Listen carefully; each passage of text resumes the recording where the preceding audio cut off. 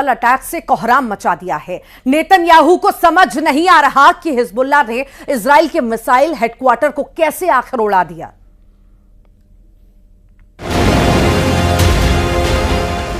उड़ा दिया इजराइल का missile headquarter.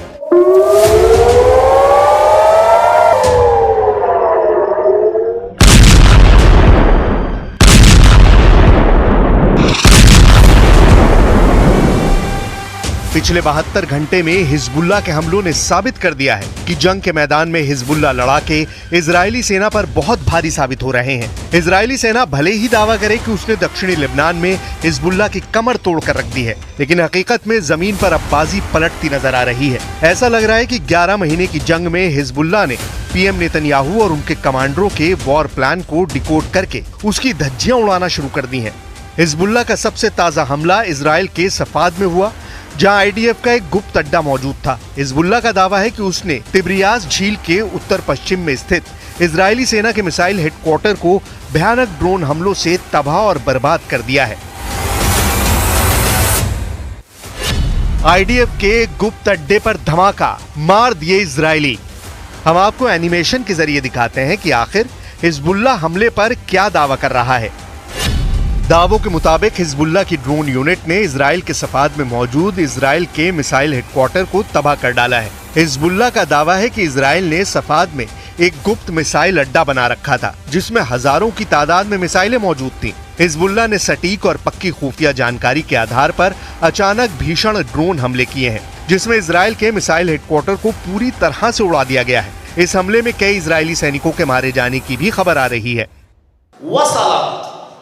إلى داخل قاعدة ثكنة جليلوت وقاعدة عين شيما، وأن عدد القتلى في القاعدتين بلغ 22 قتيلا.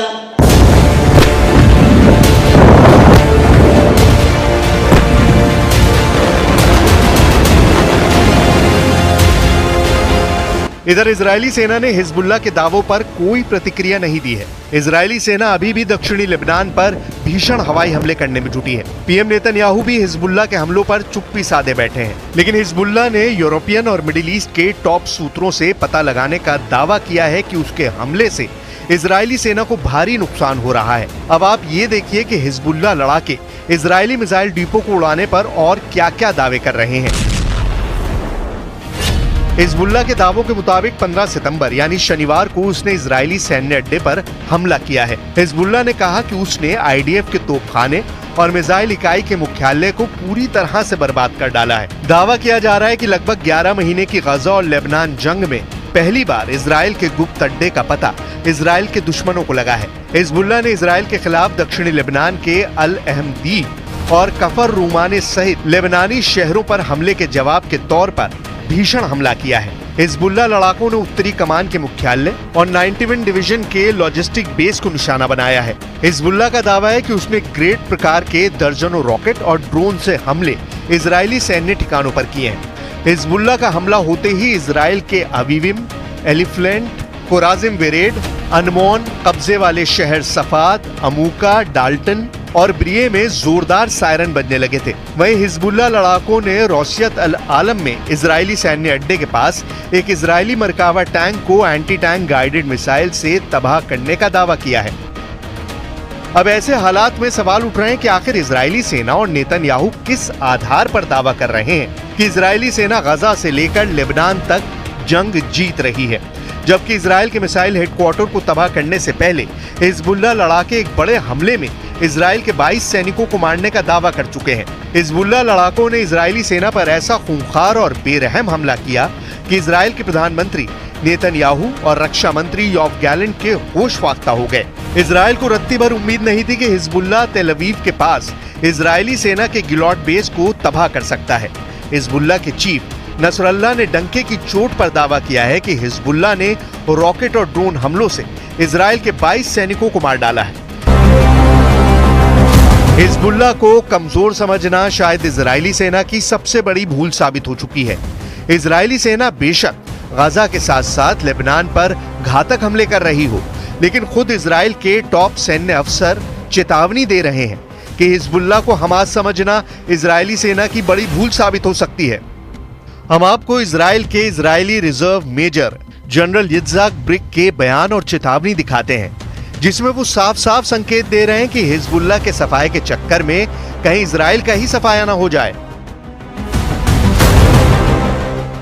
Reserve major general Yitzhak brick का साफ कहना है कि अगर लेबनान से सीधी और बड़ी जंग इजराइल ने की तो हिजबुल्लाह इजराइल के तेल अवीव गुशदैन को तबाह कर सकती है। इजरायली जनरल ने यहां तक कहा कि अगर इजराइल ने लेबनान के साथ युद्ध को आगे बढ़ाने का फैसला किया तो इसके गंभीर परिणाम भुगतने होंगे।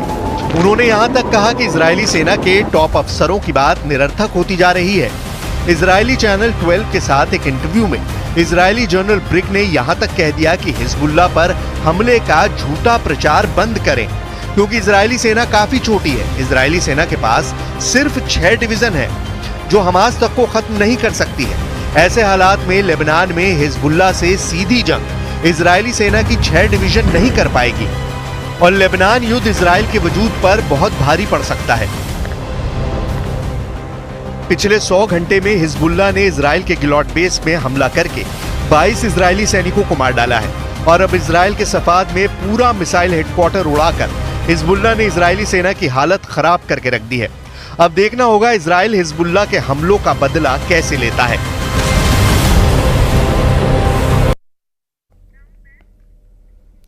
गाजा में इजराइल ने ताजा हमला किया है और इस हमले में 18 लोगों की जान चली गई। इजराइल के प्रधानमंत्री नेतन्याहू ने गाजा में हमले के तेज करने के जो ऑर्डर पास किए हैं उसके पीछे की वजह समझना भी बहुत जरूरी है। इस स्पेशल रिपोर्ट में देखिए नेतन्याहू ने इजरायली डिफेंस फोर्स को नया ऑर्डर क्या दिया है और कैसे लंबी खींचती जंग को लेकर कहा जा रहा है कि इसका नतीजा बस आने ही वाला है।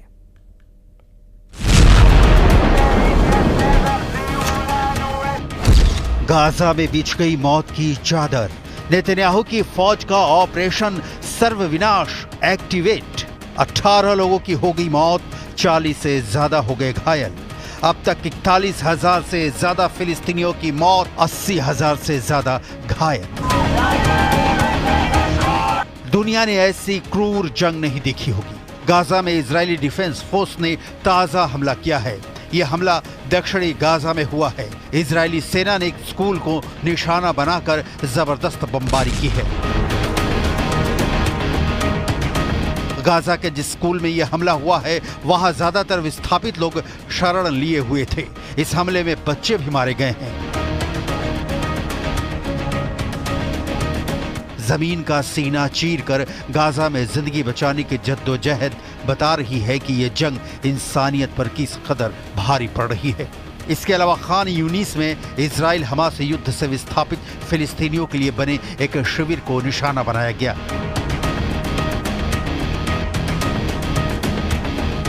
इजराइल के प्रधानमंत्री बेन्यामिन नेतन्याहू जल्दी में हैं।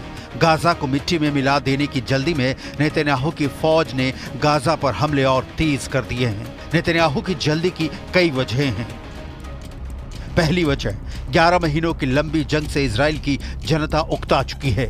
दूसरी वजह, नेतन्याहू को लेकर इजराइल की जनता इस पर विमर्श कर रही है कि वो बंधक संकट सुलझाने में फेल साबित हुए हैं। तीसरी वजह, नेतन्याहू के खिलाफ उनकी कैबिनेट में भी विरोध की आवाजें उठने लगी हैं।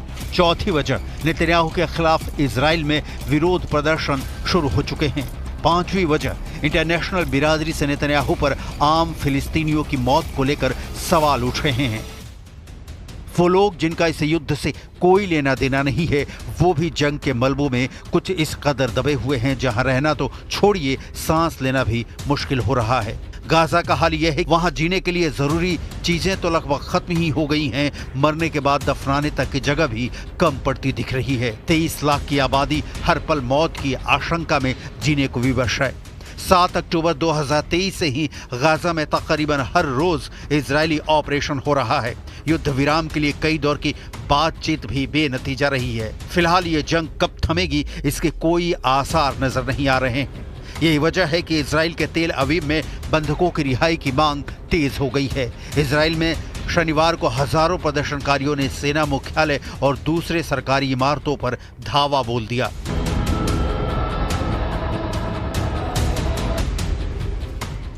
इस दौरान प्रदर्शनकारियों ने प्रधानमंत्री नेतन्याहू के खिलाफ नारेबाजी की और गाजा में बंधक बनाए गए 100 से ज्यादा बंधकों की रिहाई के लिए हमास के साथ शांति बनाने का दबाव डाला।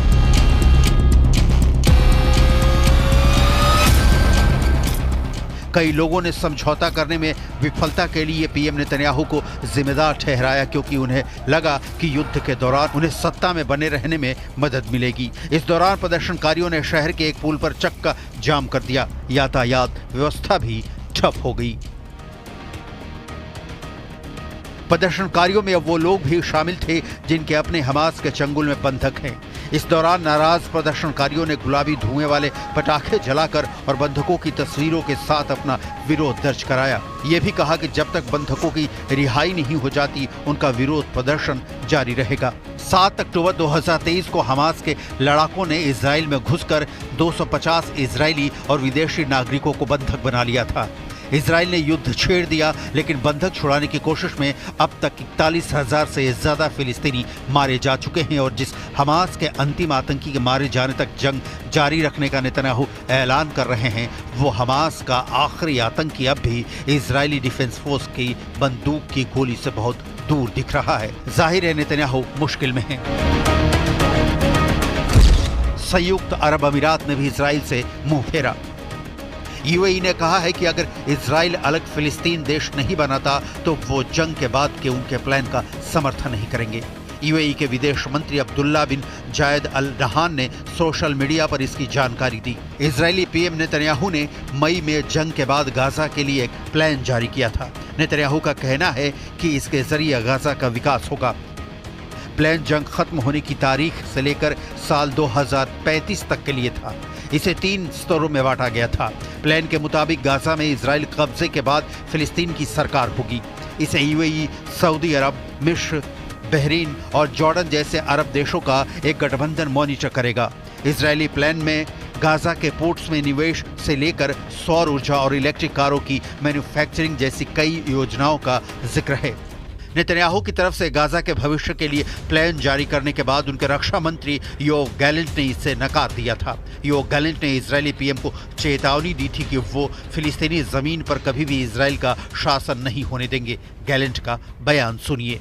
हमास के बाद गाजा का अस्तित्व तभी मुमकिन है जब यहाँ फिलिस्तीन के लोग ही अंतर्राष्ट्रीय समुदाय की मदद से सत्ता संभाले। अगर सरकार ने सही समय पर गाजा के लिए हमास का विकल्प नहीं ढूंढा तो इजराइल का मिलिट्री ऑपरेशन कमजोर पड़ जाएगा। हमास फिर से अपनी जड़ें जमाना शुरू कर देगा। नेतन्याहू के समर्थन में खड़े अमेरिका में चुनाव का माहौल है और बाइडेन की पार्टी की विदाई के बाद ट्रंप सत्तासीन होते हैं तो युद्ध की सूरत पर भी असर पड़ना तय है। संयुक्त अरब अमीरात जैसे देश अमेरिका के कहे में ही काम करते हैं और संयुक्त अरब अमीरात अगर ये कह रहा है कि वो नेतन्याहू के प्लान से इत्तेफाक नहीं रखता है तो इसका मतलब है कि अपने समर्थक देशों के बीच ही नेतन्याहू घिर चुके हैं।